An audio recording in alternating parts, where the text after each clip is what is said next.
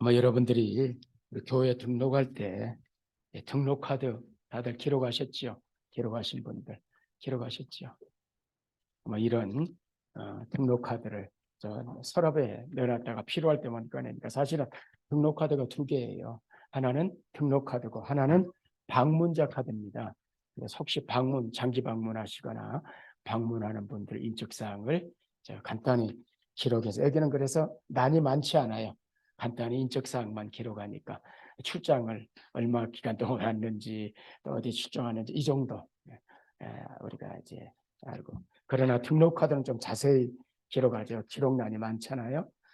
그 가운데 특별히 이제 그 신급이라는 게 있어요. 신급을 기록하는 란이 있어요. 혹시 기록하셨습니까? 신급란에 신급이 뭔지 아십니까? 교회 생활을 꽤 열심히 하신 분인데 아니요. 이게 목사님들도 모르는 분들이 계세요. 사실은. 근데 모든 등록카드에는 이렇게 신급을 적도록 되어 있어요. 등록카드에 아마 이렇게 인쇄된 것에 근데 거기에 설명은 안 돼 있어요. 신급이 뭔지. 제가 밑에다 이렇게 별표를 해놓고 신급이란 하고 적어놨어요. 왜냐하면 대부분 모르니까. 그래서 학습, 세례, 유아 세례, 입교 여부를 기록하십시오. 여부, 입교 여부까지 이렇게. 근데 제가 이거 이번 설교 준비하면서 이렇게 보니까 하나가 빠졌네. 예, 뭐가 빠졌을까요? 신급에서 학습, 세례, 유아 세례, 입교. 또 뭐가 빠졌나요?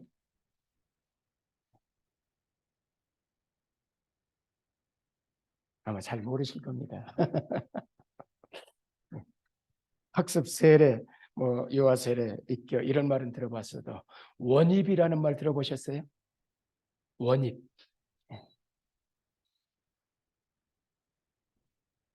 우리 고종숙 성도님이라든지 우리 박진아 성도님의 세례 받지 않은 학습 세례 안 받은 분은 원입교인이에요. 원입교인이란 뭐냐? 그냥 이제 새로 교회 나오신 분이에요. 그래서 이제 학습을 받으면은 교회 나와서 6개월 지나면 학습받을 자격이 주어지잖아요. 그래서 학습을 받으면 학습교인이 돼요. 교회 명부에 올라가요. 교회 이름에 이제 세례 받으면 세례 교인이 돼요. 그래서 정식으로 이제 교회 한 공동체 일원으로 교인이 되는 거죠.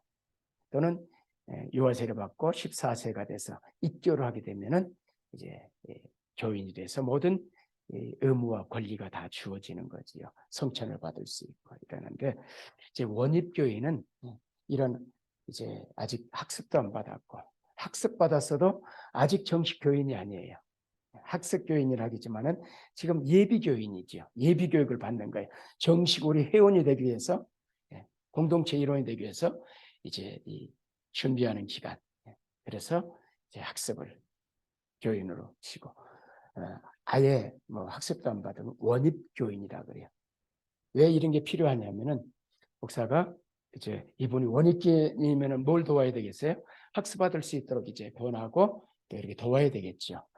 이분이 학습교인이면 세례받도록 또 교육 알려야 되잖아요. 세례받도록 하고 유아 세례를 받은 교인이면 유아 세례 받았으니까 입교하도록 이제 또 도와줘야 되겠죠. 이렇게 교육도 하고 이런 기관들이 필요하고 파악하기 위해서 이제 이런 걸 여부를 기록하도록 하는 거예요.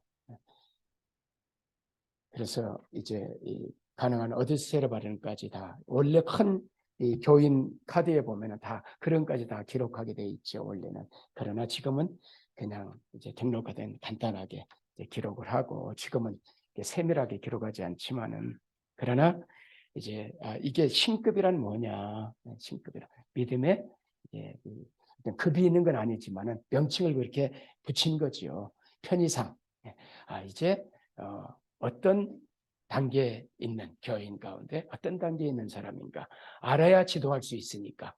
그래서 지금 이제 보니까 학습 세례 유아 세례 입교 보니까 원이 뺐네. 이제 보니까 보이는 거예요. 해놓고는 한참 동안 지금 못 봤는데 이런 실수를 합니다. 아무도 모르니까 그냥 아무도 말 안 하는 거지.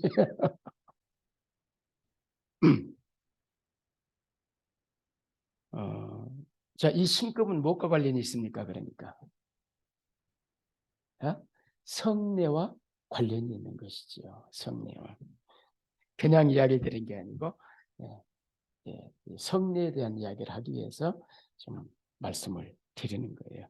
그래서 이 성례 여부로 외적 상태 여부를 파악하는 겁니다. 왜냐하면 회사 들어가면은 다 이 사람 어떤 사람인지 이제 살펴야 되잖아요.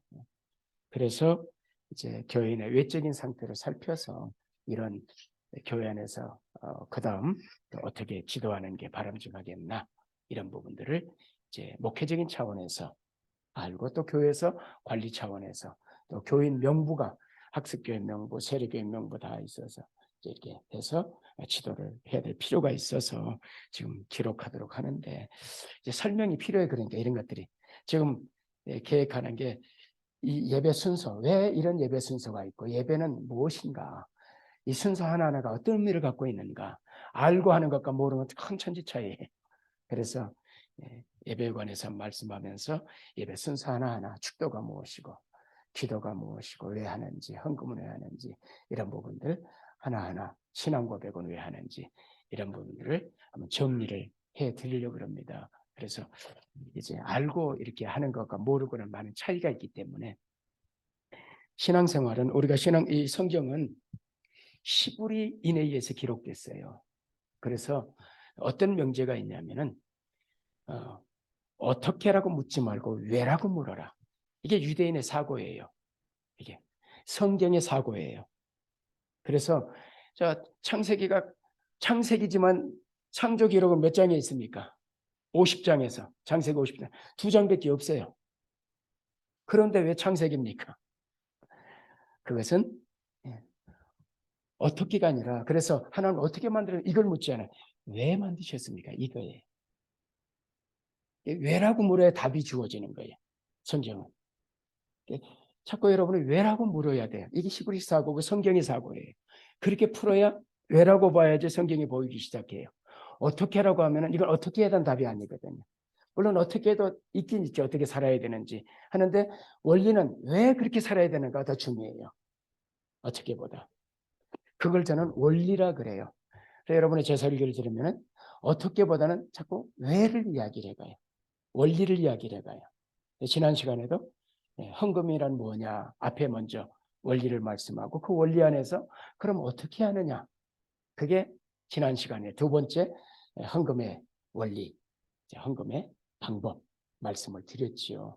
여러분들이 보편적으로 이렇게 하라는 설교를 들어가 많이 듣고 그렇기 때문에 보편적인 설교들이 왜 그렇게 해야 되는가는 많이 설명하려고 교인들이 궁금해도 묻질 않아. 무식한 사람으로 보일까 봐. 근데 물어야 돼요. 왜 그렇게 해야 됩니까? 이 순서들이 무슨 의미가 있습니까? 자꾸 물어야 되거든요. 그래 답을 해요.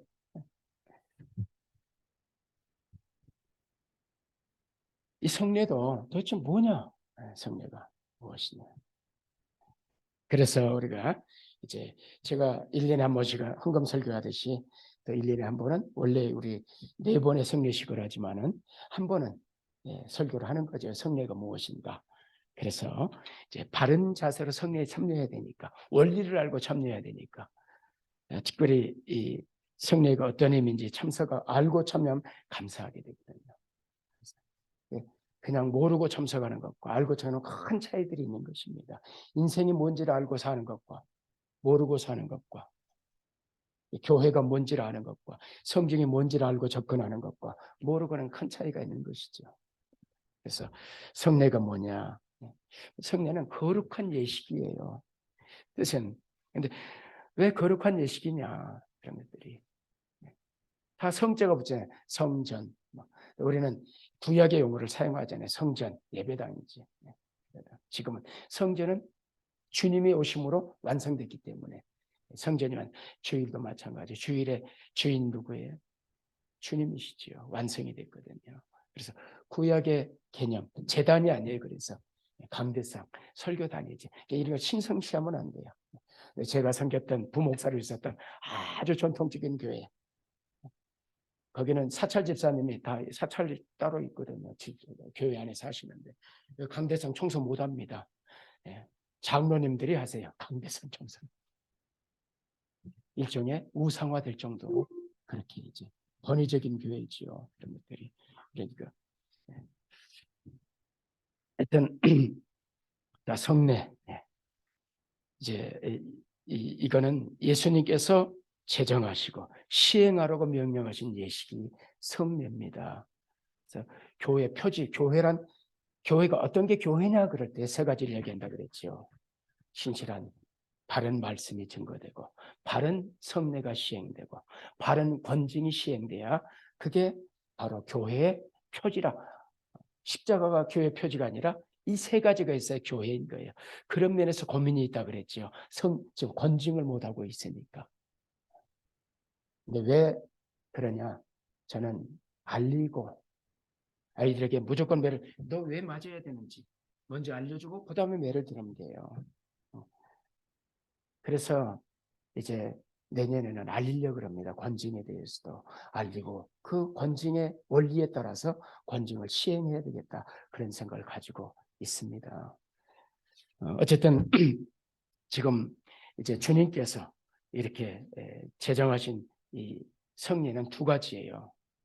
뭐지요? 세례와 성찬이라.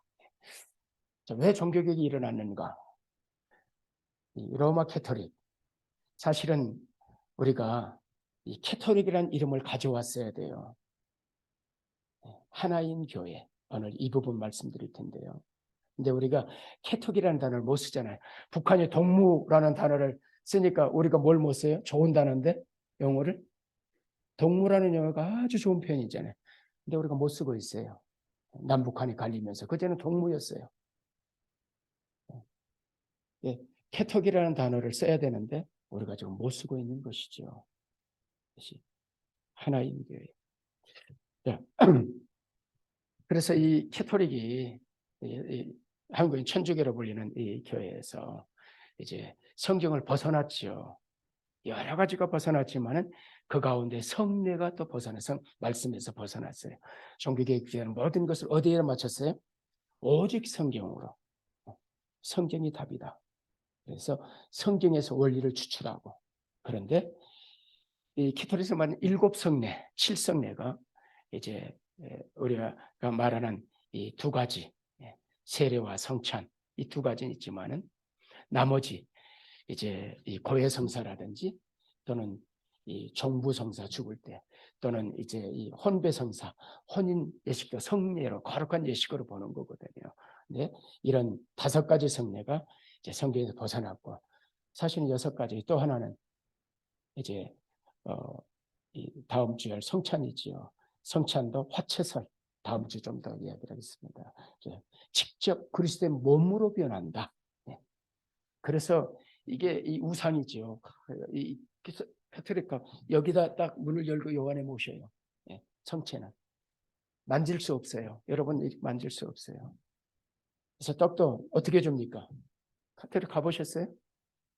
어떻게 줘요? 신부가 만지면 떡 넣어주죠. 잔은 마실 수도 없어요. 신부만 마실 수 있어요. 그래서 사실은 여러분 알고 보면요, 천주교라는 것은 신부의 교회입니다. 원래 지금 근래에 와서 지금 이제 자국어로 예배드리고 그렇지, 그전에는 다 라틴어로 찬양하고 라틴어로 설교하고 그랬어요. 그 당시에 라틴어 하는 사람 몇 명이나 있습니까? 신부들의 아주 고급 배운 사람들 외에는 모르는 것이죠. 그냥 참석하는 거지요. 하여튼 지금 그 이야기 한번 봅시다. 자, 그래서 지금 이제 이 성경에 입각해서 주님께서 제정하신 성례가 뭐냐? 성경에 말하는 성례는 두 가지밖에 없구나. 이걸 알고 이제 이 개혁과 더불어서 이제 성례가 2가지만 시행돼 온 것이죠. 그래서 이제 우리는 이 2가지 성례 가운데 오늘 이제 다음 주 12월 25일 주일에 있을 성례식에 세례와 성찬이 시행되는데 세례에 대해서만 오늘 말씀을 드리게 됩니다. 왜 세례를 베풀어야 되고 교회는 왜 교인들은 세례를 받아야만 되는가? 이유를 아십니까? 여러분 받은 세례가 어떤 의미가 있는지 아십니까? 아는 것과 모르는 큰 차이가 있어요. 헌금도 알고 나면 그렇게 기쁨으로 드리게 되죠. 자원에서. 마찬가지. 세례를 기다리고 성찬을 기다리고 사모하고 준비하고 그러는 것이거든요. 알면은.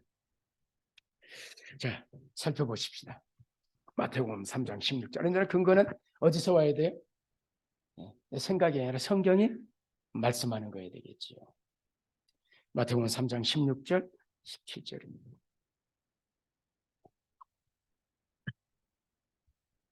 자, 찾은 분은 같이 한번 읽읍시다. 시작.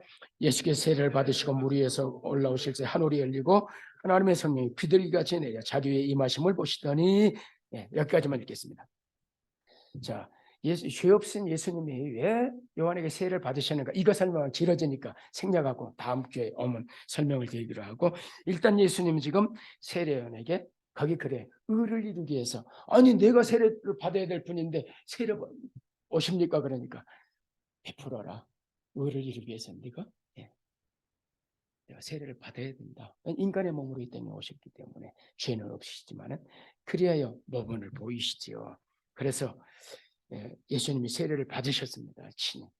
그리고 세례를 받은 예수님께서 세례를 주라 명하세요. 마태복음 28장입니다.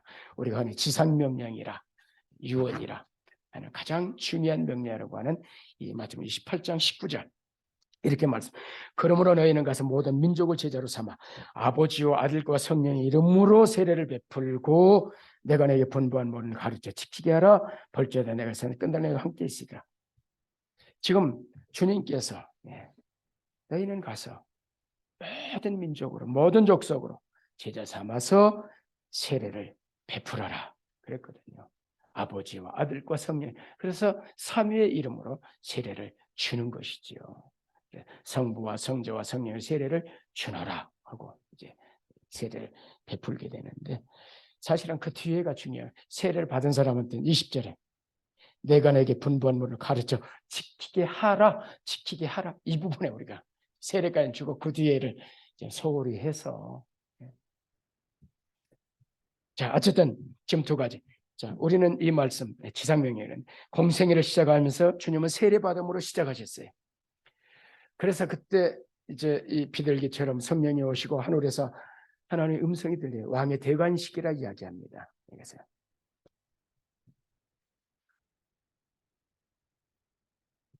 그리고 이제 공생애를 마치시면서 마지막으로 주시는 이 명령, 그것이 이제 삼위의 이름으로 세례를 주라 하는 명령이죠. 그래서 공생의 시작, 세례로 시작하시고 하나님 나라가 그러므로부터 왔다라고 그리고 회개하라, 천국에 갈 거다 그때부터 말씀하세요. 그리고 지금 마치시면서 세례를 주라 말씀하시죠. 그래서 세례는 예수님이 친히 세례 받으셨고 예수님이 친히 명하신 이 예식, 이것이 바로 세례라. 첫 번째 세례입니다. 마가복음에서는 이 세례를 이렇게 말씀합니다. 16장 15절 16절 역시 마지막 이제 말씀인데요. 또 이르시되 너희는 온천에 대한 만민의 복음을 전파하라. 믿고 세례를 받는 사람은 구원을 받을 것이요 믿지 않은 사람은 정죄를 받으리라. 자, 믿는다는 말과 뭐를 연결시키고 있어요? 믿는다는 말과 뭐가 동의어예요? 여기서 지금 뒤에는 믿지 않는 사람은 정죄받는다. 앞에는 믿는 사람은 구원받는다. 그런데 그 믿는 사람과 뭘 동의어로 했어요? 세례. 믿고 세례 받는 사람은 하고 동의하죠. 믿은 사람은 당연히 세례를 받아야 되는 거죠. 믿음은. 그래서 이제 성경 시대에는 바로 예수 믿음 바로 그 자리에서 세례를 줬어요. 세례를 베풀었죠. 제가 이제 어떨 때는 이 세례를 설교할 때 그런 걸 다 찾아서 한번 설교하고 각도를 달리해서 여러분 이제 설교를 이제 해년마다 다르게 하는데요. 어쨌든 지금 이 당시에는 예수 믿으면 흐르는 물이 있으면 빌립이 에디오피아 내시를 만나가지고 복음을 전하고 예수 믿으면 바로 그 자리에서 주는 거예요. 물이 있으니 하고 세례를 주지요. 자, 세례나 침례나 이 문제는 제가 말씀드렸잖아요. 그것은 침례를 받아서 의미를 모르면 아무 의미 없는 것이고, 관수를 받던 그냥 이렇게 했어도 그 의미 속을 알고 나는 죽었다, 이 세례 바른 의미를 알고 살면 그 사람은 침례냐 형식이 중요한 게 아니라 내용이 중요한 것이다 하는 것을 말씀드렸기 때문에, 그래서 이 세례 받는 사람은, 믿고 세례 받는 사람은 구원받는다. 무엇과 연관해요? 우리는 믿음으로 구원받아요. 그 믿음으로라는 말에 뭐가 들어가요? 세례가. 믿음은 당연히 세례 받는 거니까. 그래서 왜냐하면 세례 의식에 그 부분들이 이제 포함되어 있기 때문에 그렇거든요. 그래서 다음 구절 보십시다. 사도행전 2장 28절입니다. 같이 한번 찾으시면 읽어볼게요. 같이 시작. 베드로가 이르되 너희가 회개하여 각각 예수 그리스도의 이름으로 세례를 받고, 그러면 뭐가 된다? 죄사함을 받으라. 그리하면 성령을 선물로 받으리니. 그래요. 첫 교회가 시작되면서 지금 첫 교인들 사람들이 지금 이 과정을 거치죠. 회개해요. 예수를 믿는다는 것은 회개를 전제하는 것이죠. 회개하라, 천국이 가까이 있다. 회개가 중요하죠. 근데 그 회개라는 회개 본질의 회개를 이야기하는 것이지, 우리가 참 알고 살인죄였습니다, 무슨 내 거짓말했어, 이런 죄 말하는 게 아니라 본질의 죄, 돌아섬의 죄, 가던 길을 완전히 방향을 바꾸는 것, 하나님을 등지고 살던 인생이 하나님께로, 예수를 주와 그리스도로, 하나님의 아들로 믿고 인생의 방향을 트는 것이죠.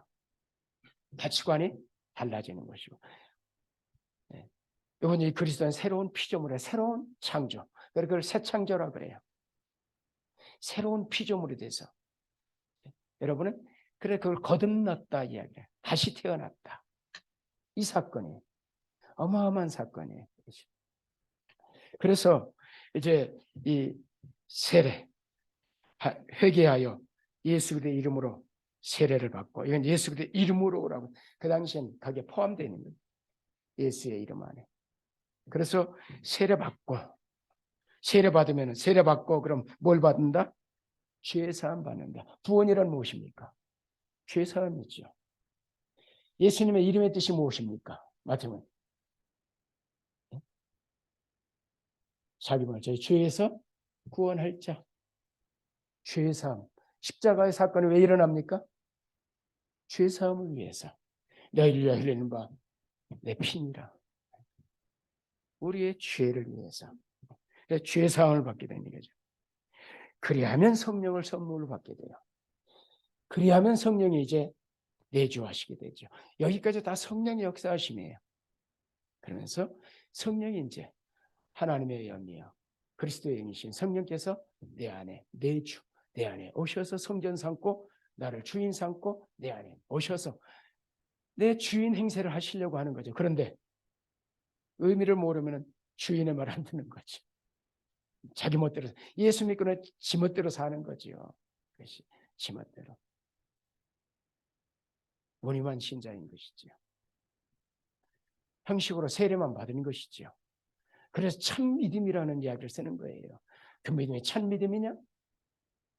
왜 세례가 그 당시에는 바로 줬는데, 예수 믿자마자 바로 줬어요.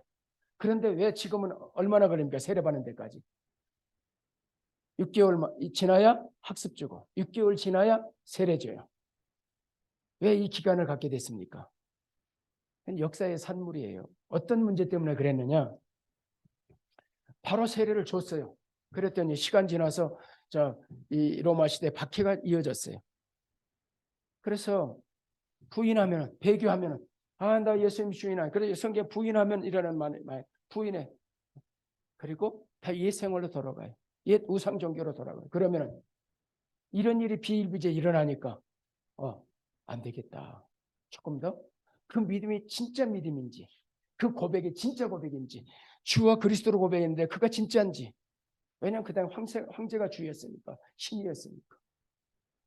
황제 숭배를 안 함으로 해서 박해가 오는 것입니다. 그래서 이제 좀 기다려보자. 기다린 거죠.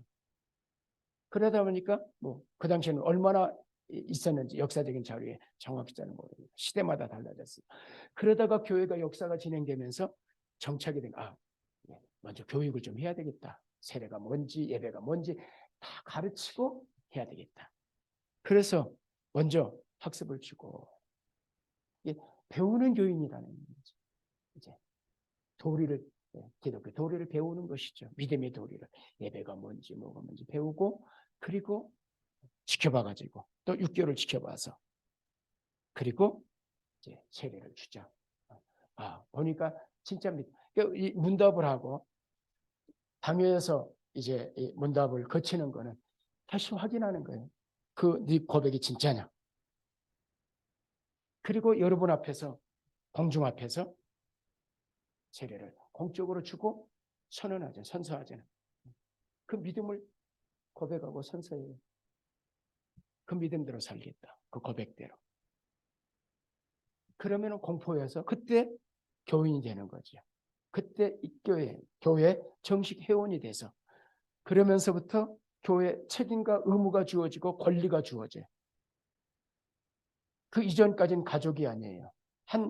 이 신앙 공동체 한 몸이 아니에요. 그래서 이제 이 가족 식탁인 이 성찬에 참여하지 못해요.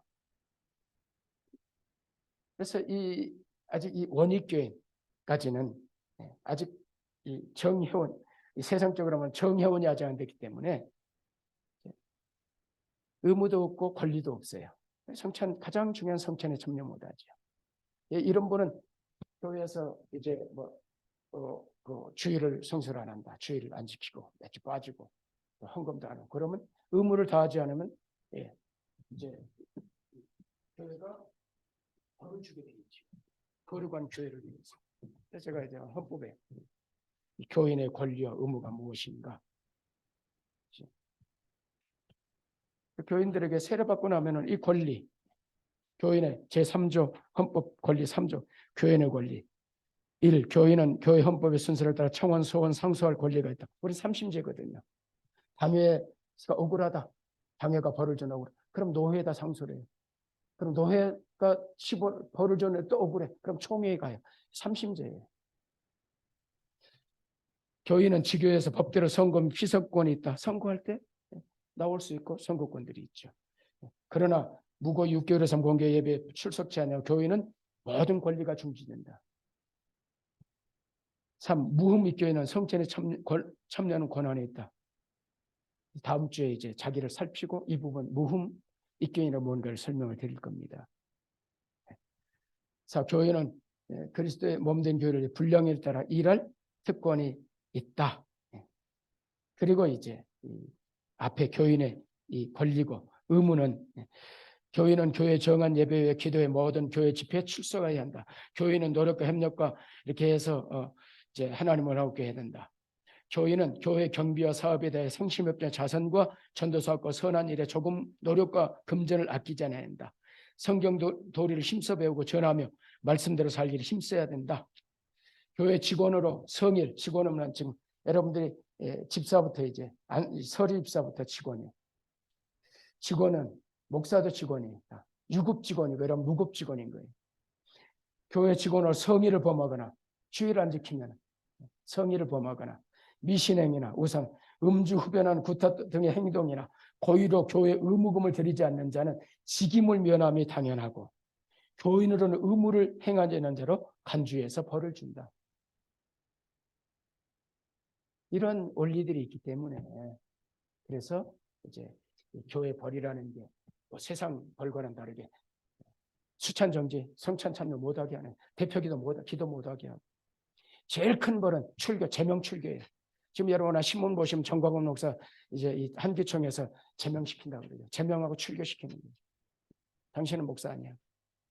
목사직을 제명시키고 제명하고 그리고 출교, 너는 오지 마, 이 교회 나오지 마. 이게 제명출 가장 큰 벌이죠. 세상적으로 무슨 뭐 벌금 물리고 아니면 무슨 감옥에 가죠 이런 벌이 아니죠. 그러나 나중에 이 벌에 대한 이 교회 권징에 대한 말씀 드리겠지만은 사실은 교회 권징은 무서운 것이죠. 자, 하여튼 이렇게 이 원리, 이제 세례를 받는다는 것이 어떤 의미인가? 지금 왜 또 이런 지금 원리들이 들어가는가? 회개하고 죄사 먹고 이런 과정들이 있었다. 그래서 지금 교회가 이런 걸 다 가르치고 그 다음에 가르쳤으니까 이제 애들한테도 가르치고 너 이렇게 하면 혼난다 그랬지. 그 다음에 혼내면 아이들이 할 말이 없는데 가르치지도 않고 제가 고민이 가르치지도 않고 알려주지도 않고 그래서 알리려고 그래 이제 가르치고 법대로 시행해 나가고 다는 못하겠죠. 제가 한국에서는 이 직분 안세우고를 유명한 목사였습니다. 안 세웠어요. 집사 안수집사 세우고 집사 세우고 그러려면 최소한 1년간을 교육을 시켰어요. 그래도 헤매고 그러는데 배우지도 않고 자꾸 이런 직분을 맡으니까 그냥 지금은 교회가 다 집사잖아요. 설립 입사는 1년이에요. 1년직인데 다 잘 모르죠. 그것이 1년직이라는 것도. 하여튼 가르치자는 책임이 나한테 있으니까 제가 짐을 지죠. 그리고 가르치자. 그리고 성경의 원리를 따라 시행하자. 이런 생각을 갖게 되는 것입니다. 어쨌든 이 세례를 통해서 지금 이렇게 이제 교회 이제 공동체 일원이 되는데 이 세례와 구원과 관련이 있는 것이죠. 진짜 이 중요한 세례는 눈에 보이지 않는 성령세례와 불세례인 것이죠. 성령세례, 불세례. 우리는 이제 그렇게 했다라고 생각하고 세례를 주는 것이니까. 왜 그러냐? 그것도 이제 헌법의 원리입니다. 우리 헌법에 자, 원리가 있어요. 헌법의 원리. 제일 1장이에요. 그 원리. 그래서 1장 원리 1조 양심 자유예요. 양심의 주제는 하나님뿐이시라 그가 양심의 자유를 주사 신앙과 예배에 대하여 성경에 위반되거나 과분한 교훈과 명령을 받지 않게 하신 과분하고 제가 잘못하면 받으면 안 돼요. 성경에 위반된 걸 말하면 받으면 안 돼요. 그러므로 일반 인류에는 종교에 관계된 모든 사건에 대해 속박을 받지 아니하고 각기 양심대로 판단할 권리가 있은즉 누구든지 이 권리를 침해하지 못한다. 양심의 저를 침해하지 못해. 그래서 내가 뻔히 알아요. 저 사람이 거짓말한다는 걸. 그래도 그 사람이 말을 하면 양심의 원리에서 받는 거예요. 그래서 무슨 이해가 되십니까? 제가 뻔히 아닌 것 같은데도 그 사람이 그렇다. 난 그래서 세례 받게. 이 성찬을 줍니다. 무흠익견이어야 돼요. 흠이 있는 걸 알아요. 그런데도 오면은 양심의 원리에 따라 그의 양심에 오는 거니까 그 양심의 원리에 따라서 교회는 주는 것이에요. 사전에 살피고 그래서 미리 방지를 해야 되는 것이죠. 그러지 못했을 때 본인이 양심에를 따라서 내가 참여하겠다.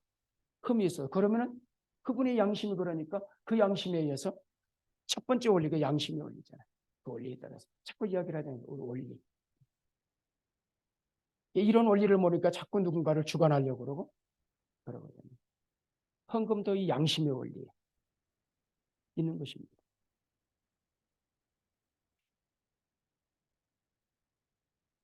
두 번째가 교회 자유예요. 전조의 설명은 개인의 자유의 일리로 어느 교회 어느 교회든지 각기 개인의 입회 규칙과 입교인 및 직원의 자격과 교회 정치 일체 조직을 예술에 정한 대로 설정할 자유권이 있다. 우리 교회가 총회 상해 법을 벗어나지 성경을 벗어나지 않은 한에서는 교회가 자체적으로 우리는 우리 금년에 매출 감사를 안 했잖아요. 이런 거 안 해도 괜찮은 거예요. 교회가 자유로 정하는 권리가 있는 거예요. 자유의 원리에 따라서. 양심의 원리에 따라서 교회도 그 원리에 따라서 누군가의 간섭을 안 받을 권리가 있어요. 자유대로. 그 교회가 자체적으로 법을 만들고 규정을 만들어서 해갈 수 있는 권리가 있다. 자유의 원리에서 나오는 거예요. 이런 원리들이. 무슨 원리에서 우리가 이런 걸 하는지 이해를 하시면은 그래서 제가 헌법 강의를 하는 거예요. 연초에 3년 전에 하다가 제가 그 3년 전에 우리 2019년도에 그 교회 계획을 짜면서 이 항존직 안수집사님들과 이런 분들 이제 이 수련회를 계획했었지요. 며칠씩 나가서 뭐냐 이런 걸 알려줘요. 오늘 지금 항존직이란 뭐냐? 항존직은 이해자체도 없거든요. 내가 항존직 목사 그러면 항상 항존직. 장로가 평생 장로인 줄 아니에요. 항존이라는 말은 무슨 말? 항상 교회에 존재해야 될 직분을 항존직이라고 그러는 것이에요. 이런 원리, 이런 용어도 가르치지 않고 항존직이라는 말을 쓰니까 평생 항존직이야. 너 한번 권사되는데 평생이지 뭐. 그냥 예우상 해주는 거지 법적으로. 그런 모든 것에선 아니거든. 교회 안에서 항상 존재하는 직분, 그 직분을 세워야 되는 것이 이제 교회라. 그래서 항존직이라고 부르는 것이에요. 어쨌든 이제 그런 이 원리들. 그래서 세례도 본인이 양심 원리에 따라서 나 받겠다 그러면 못 주는 거예요. 원하지만 강제로 할 권리가 없어요. 이것이. 그러나 세례의 의미를 안다면 이렇게 구원과 관련되어 있다는 것을 죄사함의 증표요, 구원의 증표요. 그래서 이제 이 교회가 세례를 주는데 이 세례의 실제적인 더 깊은 의미가 무엇인가? 오늘 본문입니다. 보십시다. 같이 읽읍시다. 본문 시작. 너희가 다 믿음으로 말미암아 그리스도 예수 안에서 하나님의 아들이 되었으니 누구든지 그리스도와 합하기 위해 세례를 받은 자는 그리스도로 옷 입었느니라. 자, 세례를 말씀하는데 지금 누구든지 그리스도와 뭐 하기 위해서 세례 받아요? 합하기 위해서. 그래서 제가 종종 신비한 연합이라는 말을 쓰죠. 이 합한다. 그리스도 합하기 위해서, 하나 되기 위해서, 한 몸 되기 위해서 지금 세례를 받는 거예요. 그런데 누구든지라는 말이 있지만 그 앞에 무슨 단어가 있습니까? 무슨 말이 있어요? 너희가 다 믿음으로 그리스도 예수 안에서 하나님의 뭐가 됐어요? 아들이 되었으니 그러죠. 하나님의 가족이 됐어요. 그 사람들은 누구든지잖아요. 그리스도 합하기 위해서 진짜 이제 그거를 인치는, 저 사람은 하나님의 아들 가족이야. 공중 앞에서 인을 치는 것이죠. 도장을 찍어 확인시키는 거죠. 그래서 하나님의 아들로서 한 가족이 된 그리스도 합하는 세례를 받았다. 그래서 그리스도 합하기 위한 세례예요. 세례는 왜 받아요? 그리스도와 합하기, 연합하기 위해서. 이것을 그래서 제가 종종 신비한 연합이라는 단어를 종종 설명을 하잖아요. 신비한 연합. 결혼하면 두 사람이 한 몸인데 그리스도 한 몸이 되어지는 신비한 연합이 바로 세례 때. 세례가 뭐라? 믿는 순간이니까. 저 사람 믿는다는 고백을 한 거니까. 믿을 때 일어난 사건이에요. 어떤 일인가? 로마서 6장입니다. 3절에서 5절. 자, 무릇 그리스도 예수 합하여 세례를 받은 우리는 그래. 자, 로마 교인들과 지금 우리라고 할 때에는 이 로마서를 기록하는 바울을 포함해서 나와 함께 너희들 우리는 그래. 무릇 그리스도 합하여 세례 받은 우리는, 그러니까 우리는 지금 앞에 그리스도 앞에 세례를 받는 거라고 말하고 지금 이 세례 받은 사람들 향해서 그리스도 예수에 합하여 세례 받은 우리, 그리스도 합해서 세례 받았어요. 연합 이루기 위해서 세례를 받았어요. 그 그리스도와 연합한다는 것은 무엇인가? 그가 받은 세례 연합은 어디에 연합하는 것인가? 자, 3절. 무릇 그리스도의 합하여 세례받은 우리는 그의 죽으심과 합하여 세례받는 줄 알지 못하느냐? 뭐에 합하는 거예요? 그의 죽으심에. 4절. 그러므로 우리가 그의 죽으심과 합하여 세례받음으로 그와 함께 장사되었나니. 자, 합하여 세례를 받음으로 그의 죽으심 함께 장사됐어요. 십자가에 함께 못 박혔고 함께 장사됐어요. 자, 5절. 만일 우리가 그의 죽으심과 같은 몸으로 연합한 자가 되었으면 또한 그의 부활과 같은 몸으로 연합한 자도 되리라. 어디에도 연합했어요? 부활에도. 그래서 제가 이런 이야기를 하잖아요. 우리가 예수 믿을 때, 나 예수 믿습니다. 회개하고 예수 믿을 때, 그때 어떤 일이 일어나는가? 그때 회개하고 지금 예수 믿은 사람에게 구원을 1년이 걸렸던 다 바로 주던 지금 이 고백을 한 사람한테 주는 거니까. 그럼 세례 받을 때 또는 내가 예수를 믿는다고 고백할 때 일어나는 일이 무엇인가? 어떤 일이 일어나는 것인가? 어떤 일이 일어나요? 신비한 연합. 어디에? 십자가에 죽는. 그래서 물에 잠기면서 비록 여기도 하지만 의미는 잠기는 거죠. 죽는 것이. 나는 옛사람 죽고 어디서? 십자가에서 죽었고. 어디에도 갔어요? 여러분 아리마대 요셉 어떻게 생긴지도 모르잖아. 근데 그 아리마대 요셉에 묻힌 것에 주님 묻힌 것에 여러분 어떻게 됐다고요? 장사에도 함께 주님과 함께 장사됐다. 그리고 그분이 사울에 부활할 때 어떻게 됐다? 여러분 부활은 아무나 아니에요. 이 부활에 참여한 사람이 부활하는 것입니다. 그래서 지금 제가 정정말 2000년 전의 사건이 오늘의 사건으로 재현되는 일이 세례 사건이라. 이해가 되십니까? 2000년 전에 주님 십자가에 될 때 지금 내가 예수 믿는 순간에 어떤 일이 일어나요? 거기 가서 주님과 함께 못 박히고 그 무덤에 같이 갇히고 그 무덤에서 다시 살아났어. 이 일이 그대로 일어난 일이야. 실제적으로. 근데 우리가 느낌이 없어. 실제적인 어떤 체험이 없어. 근데 제 친구 목사님들이 같이 사역하던 목사님 중에 이 체험을 실제로 한 분들이 계세요. 어떤 분들은 그 고통, 십자가의 고통, 무덤에 갇히고 부활하고 이 과정을 실제로 이렇게 경험하는 분들도 없지 않아 있습니다. 그러나 보편적인 일은 아니지만 어쨌든 있든지 없든지 그것의 의미가 무엇인가? 뭐예요? 그리스도와 그 죽음과 그 부활과 거기에 연합해서 내가 죽고 다시 살아난 경험.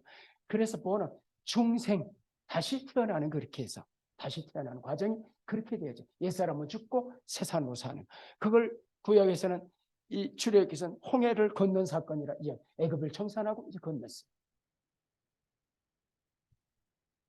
그래서 지금 중요한 게 뭐냐면은 그리스도 한 몸이 되는 것이죠. 연합해서. 여러분이 지금 그리스도 한 몸으로 있는 거예요. 그래서 직접 몸으로 하나 되지 못하지만 누가 오셨어요?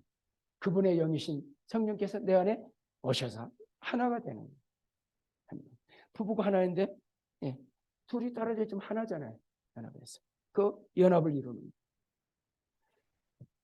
그래서 교회는 뭐냐? 세례 공동체예요. 교회는 뭐냐? 신앙 고백의 공동체예요. 신앙 고백한 사람이 세례받고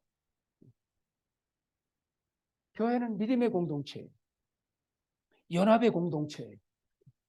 세례 공동체로 함께 세례받음으로 해서 이제 한 몸이 돼요. 그리스도를 머리로 해서 그리스도의 연합은 됐어요. 그런데 그리스도에게만 연합되는 게 아니라 그 뒤에 어떤 일이 일어나느냐. 고린도서 12장에 또 하나 본문이 있었죠. 보십시다.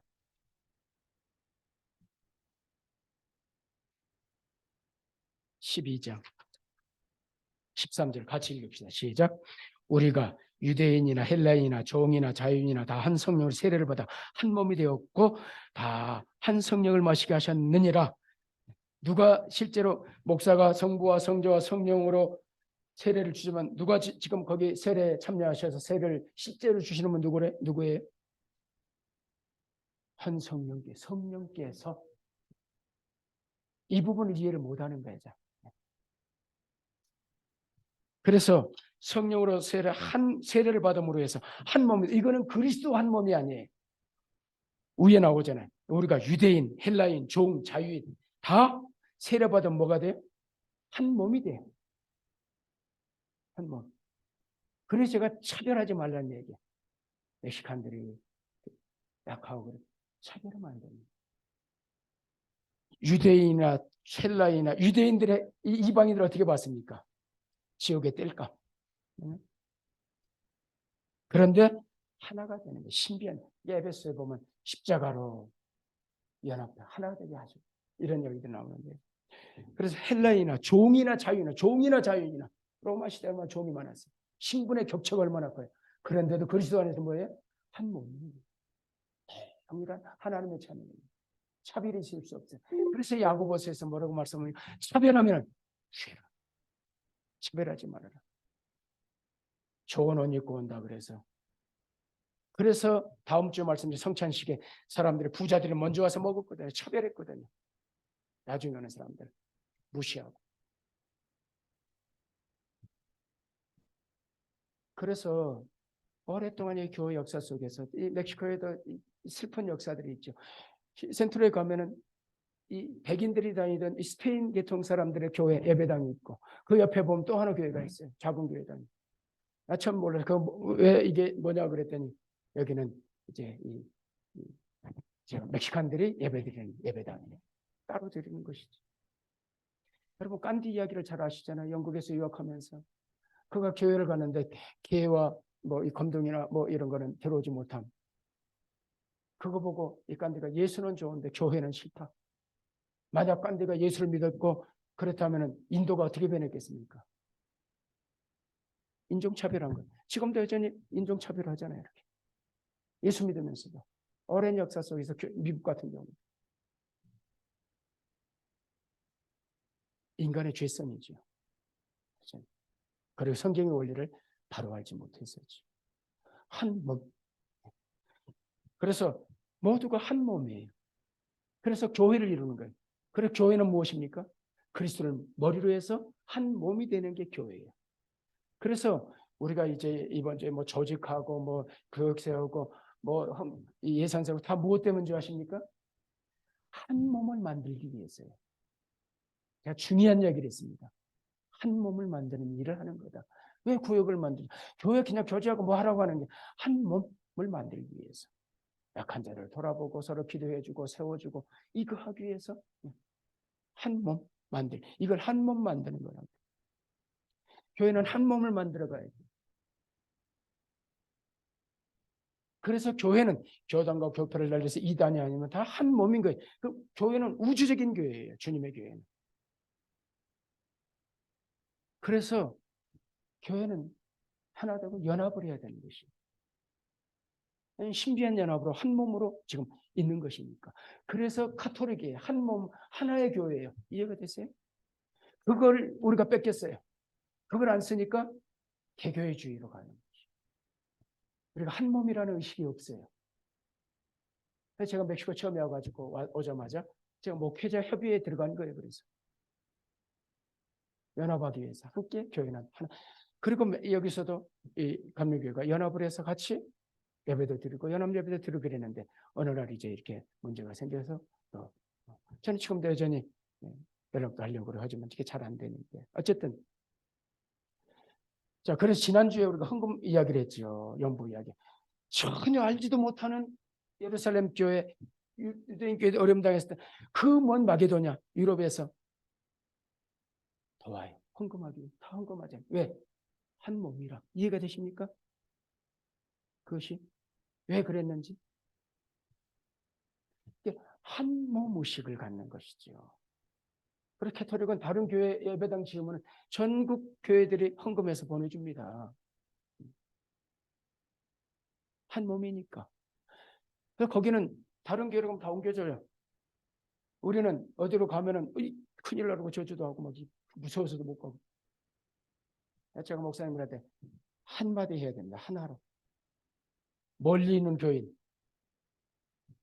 오라 그러면은 멀리 있는 교인 여기서 옆집에 살고 있어서 우리 교회와 하면 안 된다고. 멀어도 자기 교회 가십시오. 그래야 되고. 만약에 교회는 가까운 데 생겨야 되는데 이 원리를 갖고 있으면 자기 교회 가까운 데서 그 교회로 가라 그래요. 저 먼 데 살면 가까운 교회가 이렇게 해야 됩니다. 그런데 어떻게 하죠? 먼 데 있는 사람으로 오라 그러고 가까운 사람 가지 말라고. 좀 멀리 있는 사람 가지 말고 가까운 사람 오라 그러고 교회 가까운. 이러면은 이건 모순이잖아요. 한 입에 이렇게 이야기를 하면은 원리가 아니고 원칙도 아니고. 그런데 그렇게 하잖아요. 교회들이.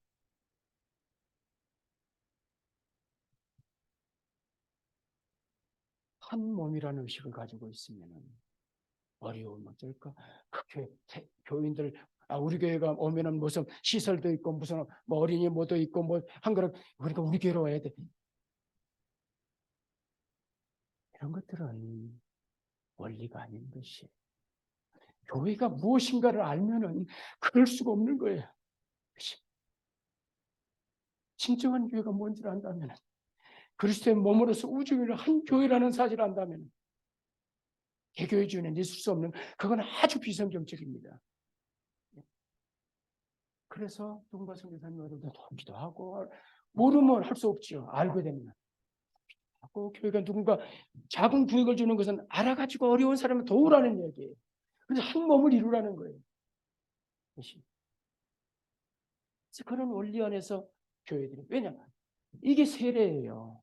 세례 공동체가 돼서 한 몸이 됐으면은 이제 그 안에서 한 몸을 이루고 살면서 서로가 어려우면 도와주고, 이웃교회도 한 몸이니까 어려우면 도와주고 기도해주고 같이 함께 가야 되는데 그러지 못하고 경쟁하고 이런다. 이거는 교회 모습이 무너지는 것이죠. 성경이 말하는, 다시 그래서 개혁이 돼야 된다라는, 종교개혁이 다시 일어나야 된다, 그래서 하는 겁니다. 성경으로 돌아가자는 이야기를 하는 것이죠. 그러려면 뼈를 깎는 아픔이 있어야 돼요. 헌금의 원리에 있어도 그렇고, 이런 문제 욕심을 내려놔야 되거든요. 성경대로 교회를 치우는 게 문제가 아니잖아요. 교회가 교회다운 교회가 되는 거가 더 중요한 것이고, 이런 원리를 가지고 교회가 한 걸음만 가야만이 교회가 바른 길을 가는 것이고, 세상이 바라볼 때 교회는 다르고는 교회가 세상이나 똑같다 이런 이야기를 하잖아요. 됐잖아요. 무엇 때문입니까? 교회가 교회다운 교회 원리를 따라서, 성경의 원리를 따라서 살지 않기 때문에 그러지 않습니까? 목사부터 그냥 지도자의 문제지요. 가장 큰 건 지도자의 문제입니다. 항상 문제가 있으면 지도자의 문제입니다. 목사의 문제이고, 그래서 제가 할 말이 없는 거예요, 여러분. 제 잘못이니까. 어쨌든 이 세례가 무언가를 알고, 그러면은 세례 받았다는 게 어떤 의미를 갖고 있는지 안다면은 그 의미를 바로 알고 보고 살아가면은, 연합하게 세를 쓰잖아요. 노회와 총회 이런 걸 잘 이해를 못하는 분들이 교회 많이 계세요. 왜냐하면 멕시코에서는 이게 한국 교회 이렇게 노회 총회 같은 걸 생각 안 해봤기 때문에. 근데 노회는 교회 연합이에요. 총회는 상해 전체 이 교단의 연합된 교회예요. 하나의 또 교회, 또 다른 교회이거든요. 그래서 이 목사는 선교회 교인들도 선교회들 의무가 있어요. 이런 것들. 근데 모르니까 노예 가지 마세요. 총회 가지 마세요. 그러거든요.